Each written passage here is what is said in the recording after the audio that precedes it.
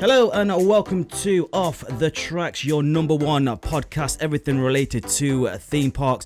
Thank you for joining us on episode number 2. That's right, number 2. Number 1 came out last Friday, which I think did quite well, actually, to be fair. What do you know, did it do all right, do you reckon?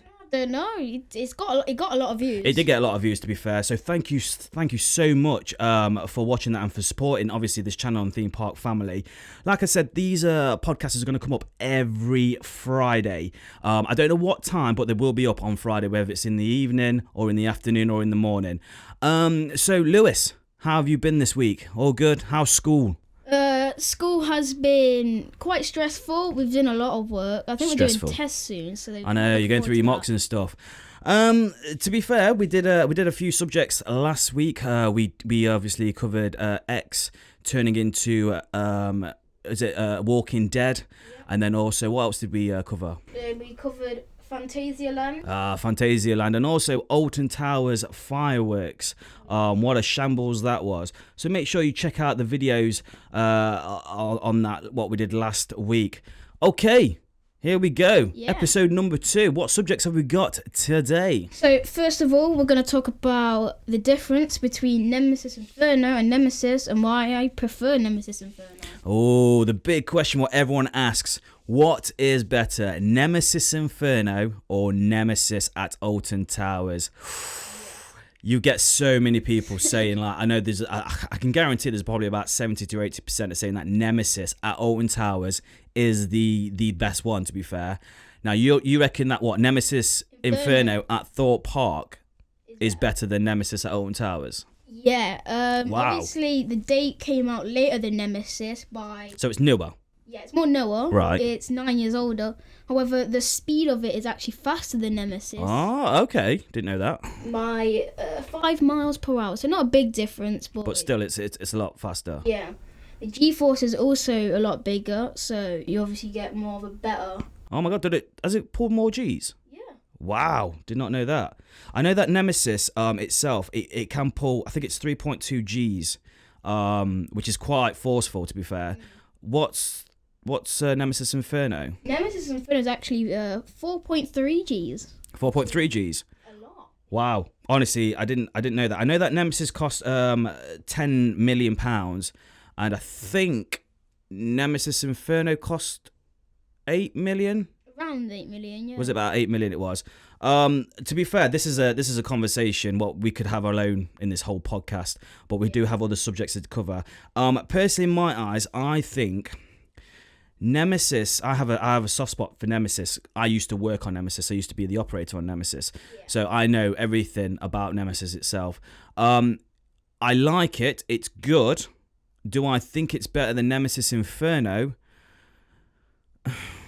It starts off with a drop Nemesis Inferno. You're right. Yeah, if you've not been on Nemesis Inferno, you pretty much you're quite high up anyway, and then you drop down. I think you're coming into like a volcano where if the effects are working, it looks brilliant because you've got the mist, you've got the lights, and it looks really really good. It does. And then obviously you got your chain lift taking you up. I think is it higher?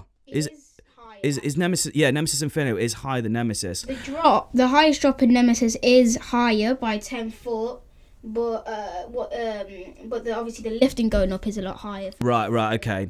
It does have the amount of inversions, and I think it's got both. I think they both got both loops as well. The thing with Nemesis itself, it's just over, just like that, super quick.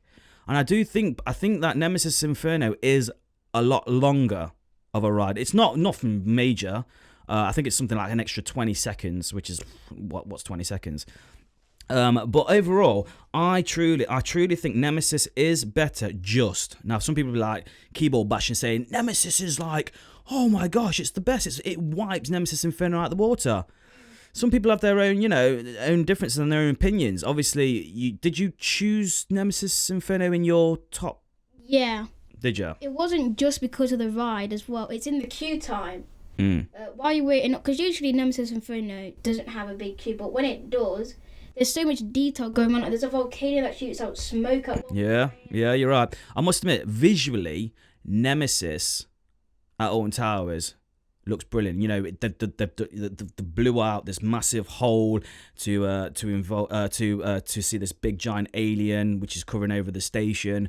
It looks, don't get me wrong, visually it looks brilliant, and at the same time it looks kind of plain because it's just like pretty much a hole in the ground with a roller coaster in it, and I can see, and it looks good visually.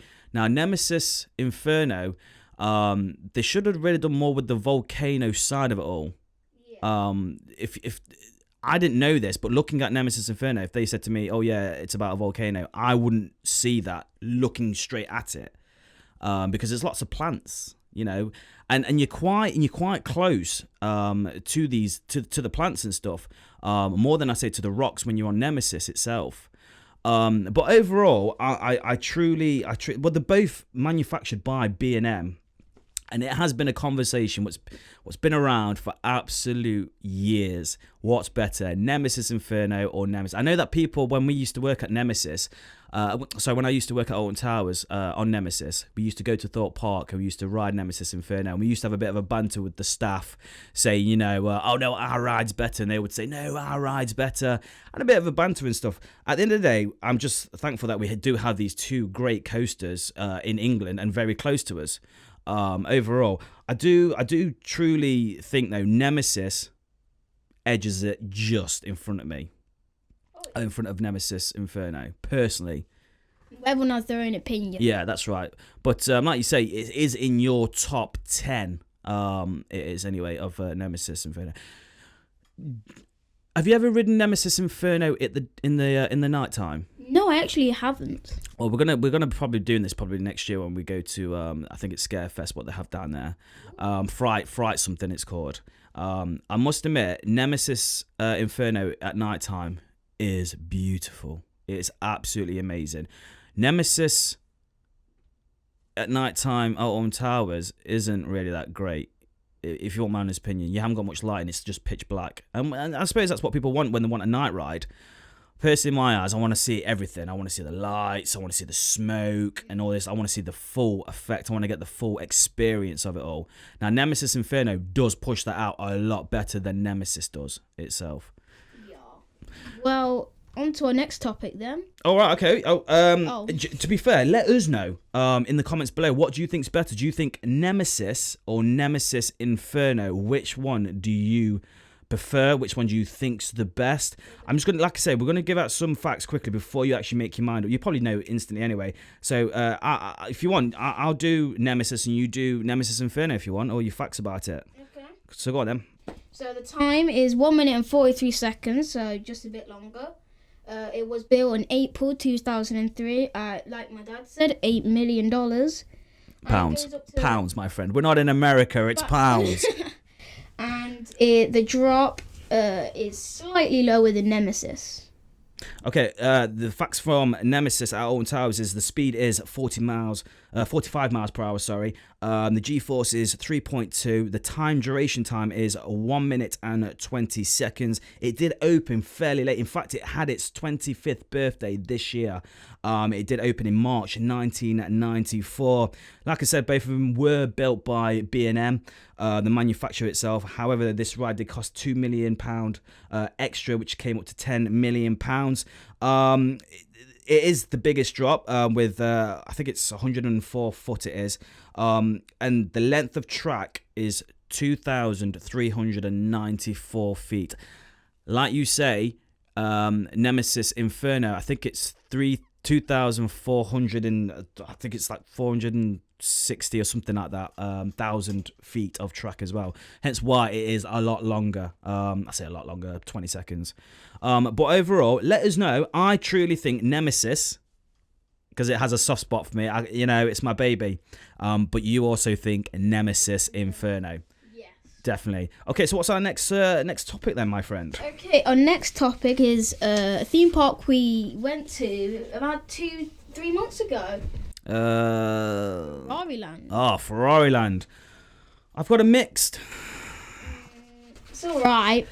I don't get it. When I think of Ferrari Land, I think of for some reason an adult theme. But it's not. It's to be fair, it's quite kiddified. And I tell you now, Ferrari Land is wicked for families. Yeah. Because I think it has roughly about, I think it's seven, could be 8 rides for young kids. And then you've only got, I think it's 2 rides for thrill seekers, which are the 2 drop towers. And obviously, yeah, Red Force itself.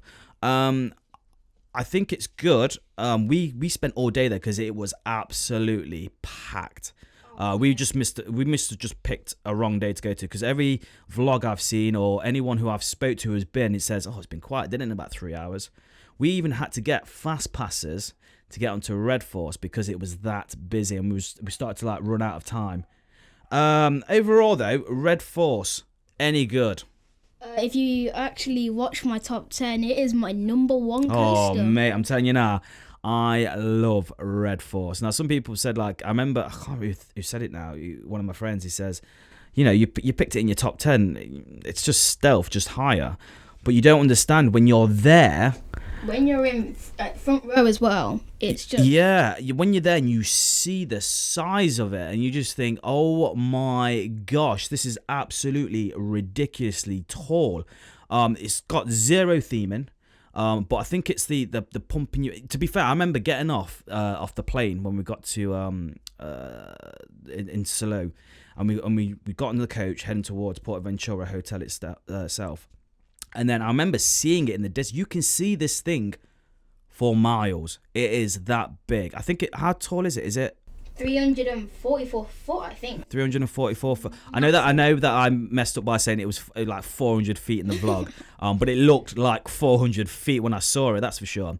But the speed of it is just absolutely incredible. It really is. I just can't. I remember sitting there, and we did kind of blag the front row. We said, oh yeah, it's Lewis's birthday. Can we get the front row? And to be fair, they were really nice about it, and they did know the channel as well. So we were like, oh yeah, no worries, jump on.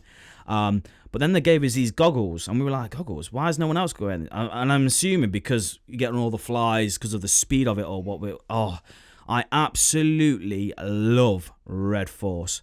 I just think it is. It's definitely. It's definitely my top 5 coaster for sure. It is so fast. It goes like over. I think it's like 111 miles per hour in 5 seconds, which is incredible.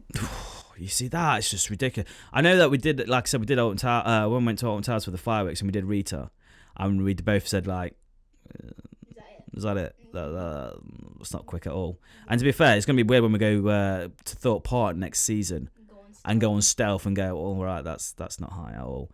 But you know, it don't get me wrong, them rides are good. However, though, I think personally, in my eyes, Red Force 100%. It is a signified ride at Ferrari Land. Let's be honest, it shoves it right in your face. Overall, I think for the kids rides and stuff, and you know what I like as well, they've got you got Red Force and you got Junior Red Force right next to it. Now I didn't ride it because it looked well uncomfortable, to be fair, when I saw it off ride. You ridden it, was it any good? Well, you go around twice, and I think there's 2 chains or 1 chain, and that chain, it was so uncomfortable, and it just wasn't nice at all. I know that my dad, he said pretty much, yeah, shaken but not stirred. It is a rough ride, that is. You know, I suppose it is made for little kids kind of thing, so you got more of a space if you're bashing your knees than someone quite big. Overall, I wish that I went on it, because it is a coaster the coaster cred that I never picked up. But you know, each of their own. However, though, me and Liam did go on the drop tower and the launch tower. I think they were called. I've got it actually here. Yeah, the thrill towers. These are quite good actually, and the views what you get because you're up on a mountain slightly, you just see across Salo, and it's absolutely gorgeous. It really is. And the force of the drop tower is quite forceful, a bit like Mystery Castle at Fantasia. Yeah, it's really forceful. So overall, if anything, it's one of my best drop towers. To be fair, it's definitely up in my top 5 overall. The only thing what really annoyed me was they had a ride. Maranello Grand Race. Oh, what? So what was it? The Maranello Grand. That Maranello Grand Prix racing car thing. Pretty much, you get into a Ferrari. Really mini one. A mini one, yeah, and then you just drive around. And don't get me wrong, it was a long track. Oh yeah. However, though, mine didn't work. I didn't It went about 2 miles an hour. And I know they're not supposed to go 120 miles an hour. Stopping. I know. I don't know what was up with it. It was really frustrating. And we queued up hours for that ride. Now, these rides, and I wish I have seen, I know they've got one at Disneyland Paris. These little car rides, pretty much. You get in there and you drive yourself, pretty much. You can't go anywhere with it. It's got a track in the centre which you follow. But I know they're known for getting big queues because of the throughputs. It's quite slow, the throughputs are. But by God, when you've got the sun blazing on you, I know you got a few shadow areas where you can get some shade, but I think after about an hour of queuing up and looking over the bridge, going, oh my God, I've got another 20 minutes. Come on. And I was baking. I needed the toilet. I needed a drink. So that is just a heads up. If you're going on that ride and you're in that queue, make sure you have some water because there isn't many shade areas. There has a roof, but it's just like squares that just sun just shoots. Yeah, it's ridiculous. It's like a blimmin' greenhouse. I tell you now, some of the other kids' rides there, which in fact my mum actually loved, and that was Flying Dreams. Now, what Flying Dreams is, it's kind of, when you first go into Ferrari Land, it's gorgeous. You got the big, you got the obviously Red Force you can see in the background, but then you got this big front of a car. Do you remember? And it's you've got Flying Dreams and you've got Legends, something Legends, I think it is. I see if I got it written down here. Racing Legends. Yeah, that's it. Racing Legends, and they're both simulated. And then you've got the Flying Dreams, which if you've never been on, it's like a flight simulator. You're all sitting in a row, and then it kind of pushes you forward. You kind of like move around. And then you're in like a half a dome, and it kind of projects an image, so it makes you feel like you're flying, pretty much. My mum absolutely loved that ride. She said, I've never been on anything what's made me feel like, I've had to lift my legs up because I think I was going to hit that building. And it's good, I like feedback when I hear that, especially of your parents anyway, because they hate rides. They generally hate rides. My dad enjoyed it. However, though, the one next door to it, Racing Legends. Oh my God. That was poor. You have to wear these 3D glasses. I think it's a 12-seater car. And you sit in it, and you've got a screen, and I think there's about 20 different cars with 12 seats in them. So can you imagine that which once again you have half a dome. However, the picture quality was awful. It made me feel sick. I don't get it. You kept switching from race to race. Yeah, I will. If you're gonna have to choose one, make sure you do Flying Dreams. That was number one. Straight out the park it was. It was a good ride. You've got entertainment there as well at Ferrari Land. There's so much for the kids to do. It's incredible. And to be fair, it is quite cheap. Now, some people are probably thinking, where is Ferrari Land then? Is it quite far away from Portaventura? In fact, it's right next to Portaventura. In fact, it's like a complex where you have Portaventura at the front of it, and then you have Ferrari Land on the right, and then you have like a water park on the left-hand side. So it's this huge complex, and it's brilliant. And lucky enough that our hotel where we were stopping in was kind of right in the middle of it all. Like a 5-minute walk. Yeah, oh God, yeah, it was. But overall, did you enjoy Ferrari Land? Yes, I did. Obviously, I wanted to go on it again. Red Force. The queue was too big because it didn't go up for till 3 o'clock. Yeah, it didn't open till 3 o'clock. Yeah, I know it was absolutely ridiculous. However, though, what we did was we bought fast passes for it, and it did cost us €22. Now, someone said to me, €22, that's really expensive for a fast pass for Red Force. However, though, I didn't realise that €22 was actually for the rest of the rides as well. Yeah, so pretty much we could have gone on. And I must admit, I was kind of like thinking, I've just parted €44 here for just to go on Red Force, me and Lewis. Whoa, that's a bit expensive. Not realising, looking at it properly, going, hang about, I can also do the Thrill Tower. I can also do Flying Dreams Fastpass.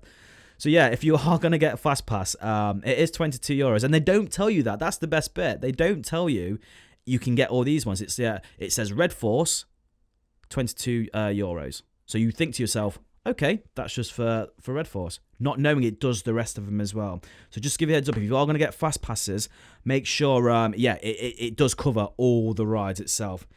Do Do you know when it opened? Do I know when it opened? Yeah. No. Do you know when Ferrari Land opened? I think, I'm not, correct me on this, I think it's the 7th of April 2017. It was opened in 2017. I don't know what date it actually was. However, it was a massive project, and it did cost, I think it was 100 million euros. I think. Overall, did you enjoy Ferrari Land? I loved it. It's just something to do for a day, nothing biggie. But yeah, it's not a big park. Don't go there and expect it to be this huge park. It's not big at all. It's a good park, and if you've got kids with you and stuff, take them there, because I tell you what, there is so much they can do. I didn't realize. I was honestly thinking, it's gonna be an adult park, cars, this and that. Wow, was I wrong? There is so much for kids to do. So take your families to Ferrari Land. It is. I really enjoyed it. I really did. I think the scenery is gorgeous. I think overall the cost of it to get in is quite cheap as well. Overall, a good park, especially if you've got kids. So that's our subjects over and done with. Overall, we did ask pretty much. I think it was last week. It was. We needed people's questions. We need you to fire some questions at us. And to be fair, we got loads. However, we got loads about my height. What's going on with that story? You know what I mean? What's all that about? I'm going to do some shout-outs as well. This goes to Reese Carter. He asks, what is the best day time to avoid queues? This is a toughie, this is, because obviously you don't want to take your kids, or if you have kids, that is, take them out of school. But if you are, I would never go on a Saturday. I would always go on a Sunday. Also, try and do your research on that park itself. If it has lots of coasters, and I personally would start from the back and then make your way forward. That's my advice. If you're going to a theme park, make sure you start from the back and then make your way forward to the entrance. We do that at Thought Park. Yeah, we do that at Thought Park a lot, to be fair. And to be fair, the queue times are zero. School holidays as well. This is a toughie, I personally, and this is going to sound really odd, I usually would go, if you're going on the school holidays, on a Saturday. I know it's kind of contradicting what I'm saying is because people think it's going to be busy.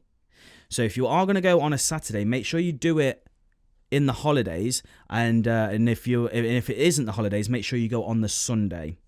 So thank you, Reese, for your question. Have you got any questions? Do you want me to ask you a question? Oh, yes, please. Okay, I've got Rob Hughes here. He asks, what is your worst ride ever? Okay, I have two worst rides, actually. Well, I'm in between them. Stampede at Alton Towers at Portaventura. Stampede, the wooden roller coaster. Yeah, wow, that's rough. It's so rough. I wouldn't recommend going on it. It's like you can either go red side or blue side. Blue side always wins. Oh yeah, I remember that. Yeah. I think it's blue side that always wins. Yeah, because on the blue sign it says if you dare. So we should have really knew by then that it's going to be rough as hell. Yeah. What's my worst ride I've been on? Oh my gosh. There's so many. Obviously, there's the ghost train, what we did at Fantasyland. I walked off there going, what on earth was that? That is the worst ride I've ever been on. It's so poor. It's so dated. It's pants. And then there is a ride at Portaventura. I can't remember. If I remember the name, I'll put it here at the bottom for you. And pretty much, you're sitting. It looks like, how can I explain it? It's like, imagine a teacups ride, but then it kind of, the whole thing lifts up kind of on its side, and then you're spinning down as well. I can't think of the name of it now. Oh my gosh, it went so slow. We had to wait for it to start, and that took like 10 minutes. 10 minutes to get everyone. There weren't no rush, that's for sure. That, in my eyes, is the worst ride I've ever been on. And I've been on a lot of rides. I would say, yeah, that's my number one worst ride. If you're in Portaventura, I'll try and put a graphics up here of it. But by gosh, it's boring. It's just so slow. Never again. Okay, third and final question. Now, just to give you a heads up, if you have fired some questions at us and we haven't put them on, don't worry. There'll be plenty of episodes. So we will put them on there. So don't worry if yours is not on here. Okay, this goes to Katie Patton. She asks, which is the best theme park you've ever been to? Best theme park. What's yours? Portaventura. Portaventura. Why? It's good for all ages. It's good for families. It's good for like teenagers, adults, pretty much anybody. It's got obviously small rides, like the one you're talking about, and some others. And there's also big rides like Shambhala and Dragon Con. Yeah, they also had I think they also have a fireworks display on the lake. And they have lots of shows. And they have lots and lots of yeah, some of the shows. Was it Dancing with Movies? Oh, that one was amazing. Oh my gosh. Yeah, the shows at Portaventura were absolutely fantastic. Mine, oh gosh. I'd have to say Europa Park. I've just come back from there. Europa Park itself. It's amazing. I mean, I think it's got something like 12 roller coasters. Some of the best ones. My number one coaster is at Europa Park, Wodom. Wow. That ride is fast. It's a wooden roller coaster and it is absolutely brilliant. It really is. Europa Park, hands down, if you've not been and you want to go to a theme park in Europe, make sure you go to Europa Park and make sure you do 2 days. Don't do one, do 2 days. If you can, try and do 3 days. I absolutely love Europa Park. And next year, I will be taking the lads with me to Europa Park to experience it all. They've got everything from great theming, great rides, great entertainment. The people are nice. The staff are friendly. The food is quite cheap as well. And there's no fast passes. Believe it or not, because their throughputs are super quick. You are not queuing for long. And to be fair, it has won its 7th or 6th golden ticket, which means it's been voted the number one theme park around the world. So, yeah, Europa Park, hands down, is my number one theme park. I absolutely love that park. I know. We'll go. We'll make sure we'll go. So that is it. That is episode number 2 completed. I hope you've enjoyed it. If you do have any questions, make sure you do follow these on our social medias on Instagram, Facebook, and Twitter. Also, you can comment below this video too. So that's it from me, Danny. And Lewis. Thank you for watching, Theme Park Family. Take care. Bye-bye.